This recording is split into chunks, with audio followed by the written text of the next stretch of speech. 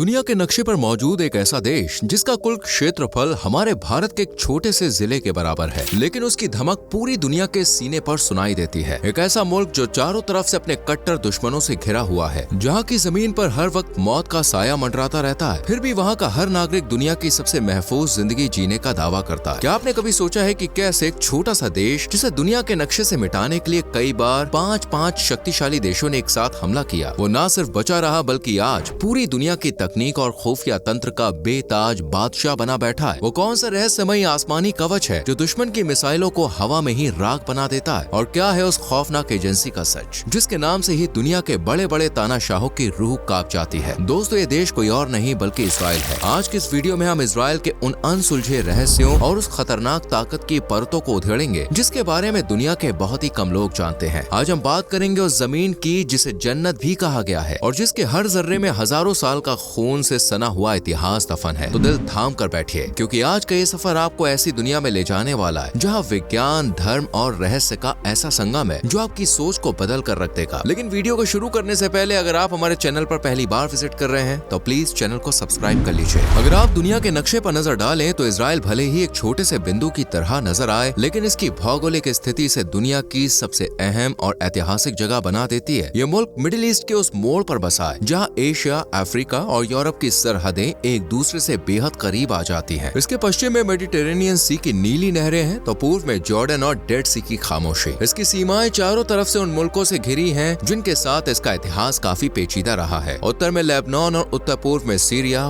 पूर्व में जॉर्डन और दक्षिण पश्चिम में इजिप्ट। महज 22,000 स्क्वायर किलोमीटर में फैला ये देश इतना छोटा है कि आप इसे चंद घंटों में एक छोर से दूसरे छोर तक पार कर सकते हैं। लेकिन इसकी ताकत का अंदाजा सिर्फ इसकी सरहदों से नहीं लगाया जा सकता। इस देश की धड़कन है जेरूसलम, वो शहर जो हजारों सालों से रहस्यों, धर्मों और विश्वास का वो केंद्र रहा है जहाँ से पूरी दुनिया की सियासत पर असर पड़ता है। आबादी की बात करें तो यहाँ लगभग 98 लाख लोग बसते हैं, लेकिन यहाँ की पॉपुलेशन डेंसिटी का गणित काफी अलग है। औसतन 400 लोग प्रति स्क्वायर किलोमीटर के हिसाब से यहाँ की आबादी बसती है। इस छोटे से मुल्क ने खुद को इतनी तेजी से बदला है कि आज यहाँ 93% आबादी चमचमाते आधुनिक शहरों में रहती है, जबकि महज 7% लोग ही ग्रामीण इलाकों से जुड़े हैं। रेगिस्तान के बीच मॉडर्न टेक्नोलॉजी का ये संगम ही इसे दुनिया के लिए एक पहेली बनाता है। इजराइल का इतिहास दुनिया के सबसे पेचीदा और गहरे रहस्यों में से एक है। ये केवल एक देश की कहानी नहीं है, बल्कि हजारों सालों के विश्वास, युद्ध और अस्तित्व की लड़ाई का एक ऐसा सिलसिला है जो आज भी पूरी दुनिया को अपनी तरफ खींचता है। अगर हम इसके इतिहास की परतों को उधेड़ना शुरू कर दें तो हमें हजारों साल पीछे उस दौर में जाना होगा जिसे बाइबल और पुराने धर्म ग्रंथों का काल कहा जाता है। लगभग 3000 साल पहले ये भूमि केनान के नाम से जानी जाती थी। इतिहासकार और धार्मिक ग्रंथ बताते हैं कि यहाँ किंग डेविड और उनके बेटे किंग सोलोमन का एक विशाल और भव्य साम्राज्य हुआ करता था। जेरूसलम उस वक्त भी इस साम्राज्य का केंद्र था जहाँ किंग सोलोमन ने पहला पवित्र मंदिर बनवाया था। लेकिन टाइम के साथ इस जमीन पर कई महाशक्तियों की नजर पड़ी। पहले असीरियंस, फिर बेबीलोनियंस और उसके बाद रोमन्स ने इस क्षेत्र पर कब्जा किया। 70 CE में रोमन ने जेरूसलम के दूसरे पवित्र मंदिर को पूरी तरह से तबाह कर दिया, जिसके बाद यहूदी अपनी ही सरजमीन से बेदखल होकर दुनिया के कोने कोने में बिखर गए। इस घटना को डायस्पोरा कहा जाता है। अगले 2000 सालों तक ये जमीन कभी बाइजेंटाइंस, कभी क्रूसेडर्स तो कभी ऑटोमन्स के अधीन रही। इस लंबे अरसे के दौरान यहाँ की डेमोग्राफी बदलती रही और अरब मुस्लिम्स यहाँ की बहुसंख्यक आबादी बन गए। लेकिन दुनिया भर में फैले यहूदियों के मन में हमेशा अपनी उस पुरानी मातृभूमि जायोन लौटने की तड़प रही। 19वीं सदी के अंत में जायोनिज्म नाम के एक आंदोलन ने जन्म लिया, जिसका मकसद था यहूदियों के लिए उनके पूर्वजों की जमीन पर एक स्वतंत्र देश बनाना। फर्स्ट वर्ल्ड वॉर के बाद जब ऑटोमन अंपायर का पतन हुआ तो इस इलाके का कंट्रोल ब्रिटिश मैंडेट के हाथ में आ गया। इस दौरान ब्रिटेन ने यहूदियों के लिए एक नेशनल होम के विचार का समर्थन किया। धीरे धीरे दुनिया भर से यहूदियों का अपनी पुरानी जमीन पर लौटना शुरू हुआ, जिससे वहाँ पहले से रह रहे अरब समुदाय के साथ तनाव और संघर्ष पैदा होने लगा। इतिहास का सबसे काला और रोंगटे खड़े कर देने वाला अध्याय वर्ल्ड वॉर 2 के दौरान शुरू हुआ, जिसे होलोकॉस्ट के नाम से जाना जाता है। नाजी जर्मनी के हाथों करीब 60 लाख यहूदियों का कत्लेआम हुआ। इस त्रासदी ने पूरी दुनिया को झकझोर कर रख दिया और एक स्वतंत्र यहूदी देश की मांग को वैश्विक स्तर पर मजबूती मिली। आखिरकार 1947 में यूनाइटेड नेशंस ने जमीन को 2 हिस्सों में बांटने का प्रस्ताव रखा, एक यहूदियों के लिए और दूसरा अरब्स के लिए। यहूदियों ने इस विभाजन को स्वीकार कर लिया, लेकिन अरब देशों ने इसे ठुकरा दिया। 14 मई 1948 को डेविड बेन गुरियन ने आधुनिक इसराइल की आजादी का ऐलान किया। आजादी की घोषणा के साथ अगले 24 घंटों के भीतर 5 पड़ोसी अरब देशों जैसे कि इजिप्ट, जॉर्डन, सीरिया,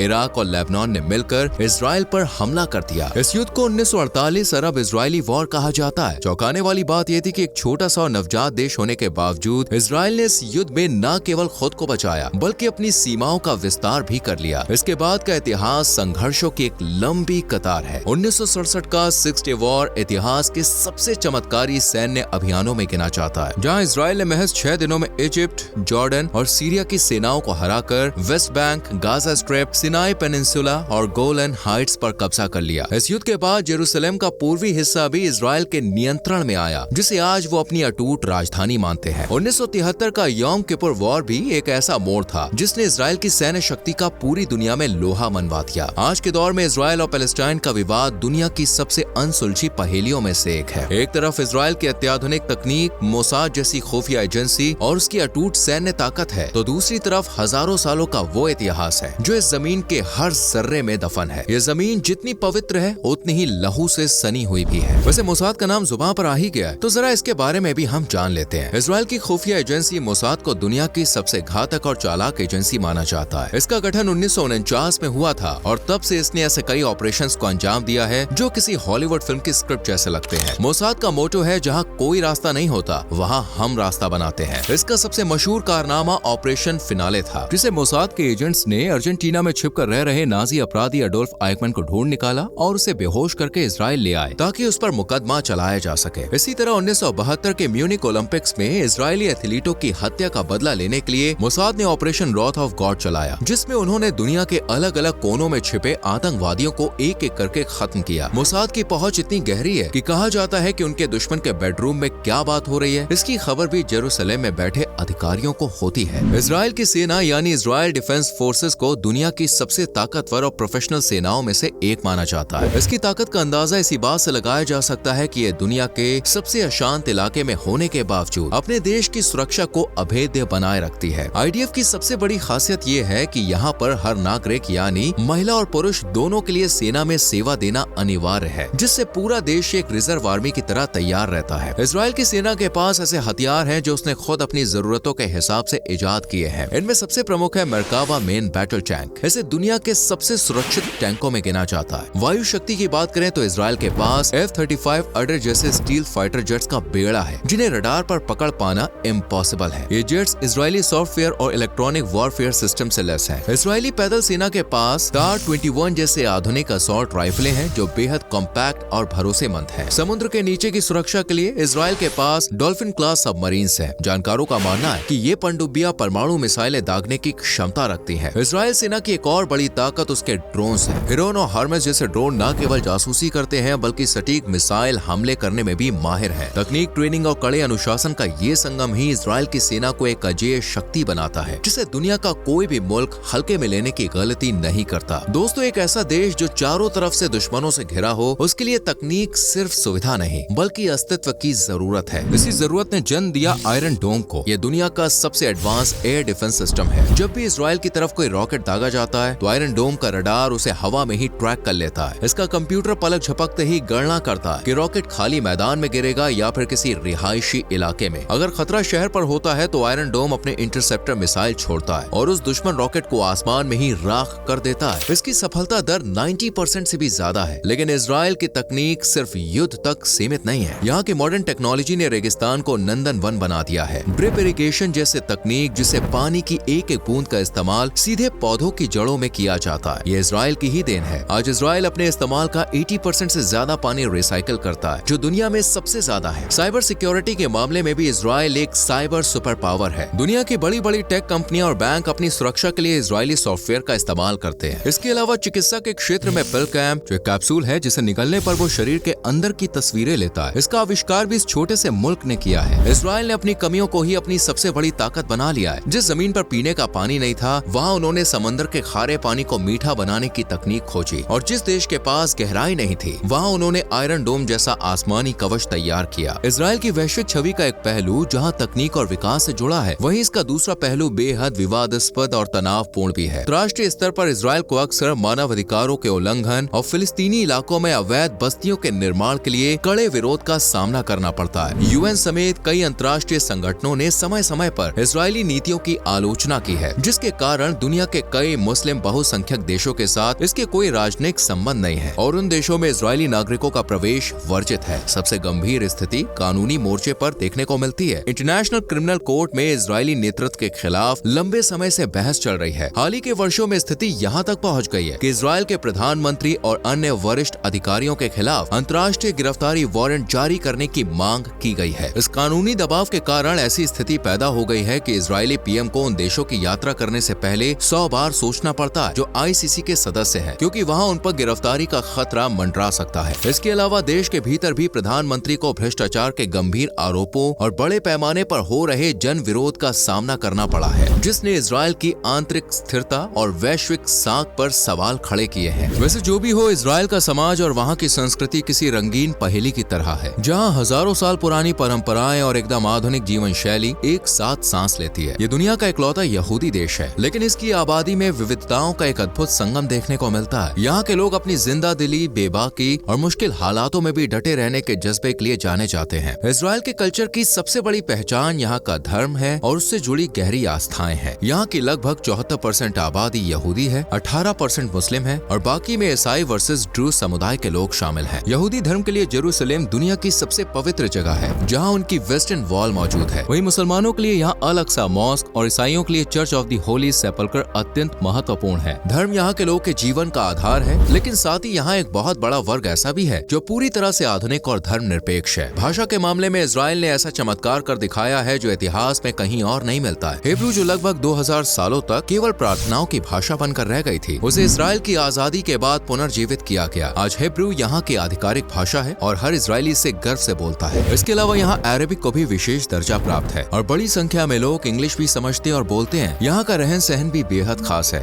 यहाँ सब्र शब्द का इस्तेमाल बहुत होता है, जिसका मतलब है एक ऐसा कैक्टस जो बाहर से सख्त और कांटों से भरा होता है लेकिन अंदर से मीठा होता है। इजरायली लोग खुद को भी ऐसा ही मानते हैं, बाहर से सख्त और बेबाक लेकिन अंदर से बेहद मददगार और इमोशनल। इजरायल के कल्चर का एक और दिलचस्प हिस्सा है शब्बात। यहाँ शुक्रवार की शाम से शनिवार की शाम तक का समय होता है, जो यहूदियों के लिए आराम और परिवार के साथ समय बिताने का पवित्र वक्त है। इस दौरान शहरों की रफ्तार थोड़ी थम जाती है, कई जगहों पर पब्लिक ट्रांसपोर्ट बंद हो जाता है और लोग अपने कामकाज छोड़कर शांति और प्रार्थना में वक्त बिताते हैं। विविध धर्मों, भाषाओं और आधुनिक सोच के इसी मिलन ने इजरायल को एक ऐसा मुल्क बनाया है जो छोटा होने के बावजूद अपनी एक अलग और बुलंद पहचान रखता है। इजरायल के त्योहार केवल जश्न का मौका नहीं है, बल्कि ये इस देश के हजारों साल पुराने इतिहास और परंपराओं को जीवित रखने का एक जरिया है। यहाँ के त्योहारों की सबसे बड़ी खासियत ये है कि ये ल्यूनार कैलेंडर पर आधारित होते हैं, इसलिए इनकी तारीखें हर साल बदलती रहती हैं। यहाँ का सबसे प्रमुख त्योहार हनुक्का है, जिसे फेस्टिवल ऑफ लाइट्स कहा जाता है। 8 दिनों तक चलने वाले इस त्योहार में हर दिन एक विशेष मोमबत्ती जलाई जाती है, जो बुराई पर अच्छाई और अंधेरे पर रोशनी की जीत का प्रतीक है। बच्चों के लिए ये सबसे पसंदीदा समय होता है, क्योंकि इसमें उन्हें उपहार और खास मिठाइयाँ दी जाती है। एक और महत्वपूर्ण त्योहार है पैसओवर, जो यहूदियों की गुलामी से आजादी की याद में मनाया जाता है। वहीं रोश हशन्ना यहूदी नववर्ष है, जिसमें शहद और सेब खाकर आने वाले साल के मीठा होने की दुआ की जाती है। यौम किपुर यहाँ का सबसे पवित्र दिन माना जाता है, जिसमें लोग 25 घंटे का कठिन उपवास रखते हैं और प्रायश्चित करते हैं। इन त्योहारों का रंग और रस्में इजरायल को सांस्कृतिक रूप से बेहद समृद्ध बनाती है। इजरायल में शिक्षा सिर्फ किताबी ज्ञान तक सीमित नहीं है, बल्कि इसे देश के अस्तित्व और सुरक्षा की नींव माना जाता है। इस छोटे से देश ने अपनी एजुकेशन सिस्टम को मॉडर्न टेक्नोलॉजी के साथ इस तरह जोड़ दिया है कि आज इसे दुनिया का स्टार्टअप नेशन कहा जाता है। इजरायल अपनी जीडीपी का एक बड़ा हिस्सा शिक्षा और R&D पर खर्च करता है, यानी कि रिसर्च एंड डेवलपमेंट पर। यही वजह है कि यहाँ से दुनिया को सबसे ज्यादा नोबेल पुरस्कार विजेता और वैज्ञानिक मिले हैं। यहाँ की शिक्षा प्रणाली में सबसे ज्यादा जोर क्रिटिकल थिंकिंग एंड इनोवेशन पर दिया जाता है। स्कूल से ही बच्चों को कोडिंग, साइबर सिक्योरिटी और AI जैसे विषयों से रूबरू कराया जाता है। इजरायल की यूनिवर्सिटीज की गिनती दुनिया के बेहतरीन संस्थानों में होती है, जहाँ आधुनिक तकनीक पर आधारित शोध किए जाते हैं। प्रमुख शिक्षण संस्थानों की बात करें तो हिब्रू यूनिवर्सिटी ऑफ जेरूसलम का नाम सबसे ऊपर आता है, जिसके संस्थापकों में एल्बर्ट आइंस्टाइन जैसे महान वैज्ञानिक शामिल थे। इसके अलावा Technion Israel Institute of Technology को इजरायल का MIT भी कहा जाता है, जहाँ से निकले इंजीनियर्स और वैज्ञानिकों ने आयरन डोम और ड्रिप इरिगेशन जैसी तकनीकों को जन्म दिया है। तेल अवीव यूनिवर्सिटी अपनी हाईटेक रिसर्च और एंटरप्रेन्योरशिप के लिए पूरी दुनिया में फेमस है। खास बात यह है कि इजरायल में एकेडमिक मिलिट्री इंडस्ट्री का एक मजबूत नेटवर्क है। कॉलेज की पढ़ाई के दौरान या सेना में सेवा देते समय युवाओं को ऐसी टेक्नोलॉजी पर काम करने का मौका मिलता है, जो आने वाले समय की मांग मांग होती है। यहाँ के छात्र क्लासरूम से निकलते ही अपनी खुद की टेक कंपनी शुरू करने का हुनर रखते हैं। यही आधुनिक और तकनीकी शिक्षा का मॉडल इजराइल को एक वैश्विक नॉलेज हब बनाता है। दोस्तों, इजराइल की अर्थव्यवस्था दुनिया के लिए किसी चमत्कार से कम नहीं है। एक ऐसा देश जिसके पास ना तो प्राकृतिक संसाधन थे और ना ही खेती के लिए पर्याप्त उपजाऊ जमीन, आज वो दुनिया की सबसे मजबूत और विकसित अर्थव्यवस्थाओं में से एक है। इजराइल की जीडीपी का एक बहुत बड़ा हिस्सा हाईटेक इंडस्ट्री से आता है। इसे स्टार्टअप नेशन इसलिए कहा जाता है क्योंकि यहाँ दुनिया में प्रति व्यक्ति सबसे ज्यादा स्टार्टअप्स हैं। यहाँ की इकोनॉमी का मुख्य स्तंभ इनोवेशन है। इंटेल, माइक्रोसॉफ्ट और गूगल जैसी दिग्गज कंपनियों के सबसे महत्वपूर्ण रिसर्च सेंटर यहाँ स्थित हैं, जो इजरायली इकोनॉमी को रफ्तार देते हैं। इसके अलावा इजराइल हीरे की पॉलिशिंग का एक वैश्विक केंद्र है, जो इसके एक्सपोर्ट में बड़ी भूमिका निभाता है। सैन्य तकनीक और हथियारों का निर्यात भी यहाँ की कमाई का एक मुख्य जरिया है। भले ही यहाँ की जमीन सूखी थी, लेकिन एग्रो टेक्नोलॉजी के दम पर आज इजराइल न केवल आत्मनिर्भर है, बल्कि ताजे फल और सब्जियां यूरोप के बाजारों में भी भेजता है। साथ ही यहाँ की मुद्रा न्यू इजरायली शेकेल दुनिया की सबसे स्थिर मुद्राओं में गिनी जाती है। हालांकि उच्च जीवन स्तर के कारण यहाँ रहने की लागत बहुत ज्यादा है, लेकिन तकनीक और स्किल्ड वर्कफोर्स के कारण इजराइल की इकोनॉमी लगातार फल फूल रही है। इजराइल अपनी सैन्य ताकत और तकनीक के लिए तो जाना जाता ही है, लेकिन इस छोटे से देश में कुछ ऐसी अजीबोगरीब बातें और हकीकतें हैं जो इसे पूरी दुनिया से बिल्कुल अलग बनाती है। इजराइल में जेरूसलम के पास एक ऐसी जगह है जिसे मैग्नेटिक हिल कहा जाता है। यहाँ पे अगर आप अपनी गाड़ी को न्यूट्रल गियर में खड़ा करते हैं तो गाड़ी ढलान की तरफ जाने के बजाय अपने आप ऊंचाई की तरफ बढ़ने लगती है। लोग इसे चमत्कार या कोई रहस्यमय ताकत मानते हैं। हालांकि वैज्ञानिक इसे एक ऑप्टिकल इल्यूजन कहते हैं, लेकिन आंखों से इसे देखना किसी जादू से कम नहीं लगता है। इजराइल की सीमा पर स्थित डेड सी दुनिया की सबसे अनोखी जगहों में से एक है। ये धरती का सबसे निचला बिंदु है। यहाँ के पानी में नमक की मात्रा इतनी ज्यादा है कि यहाँ कोई भी इंसान चाह कर भी डूब नहीं सकता है। आप बिना हाथ पर चलाए पानी की सतह पर किसी सोफे की तरह तैर सकते हैं। जहाँ दुनिया के कई देश पानी की कमी से जूझ रहे हैं, इजराइल एक ऐसी तकनीक विकसित की है जो सीधे हवा से पीने का साफ पानी बना लेती है। वाटर जेन नाम की इस मशीन का इस्तेमाल अब दुनिया भर के सूखाग्रस्त इलाकों में हो रहा है। इसके अलावा यहाँ के नोटों पर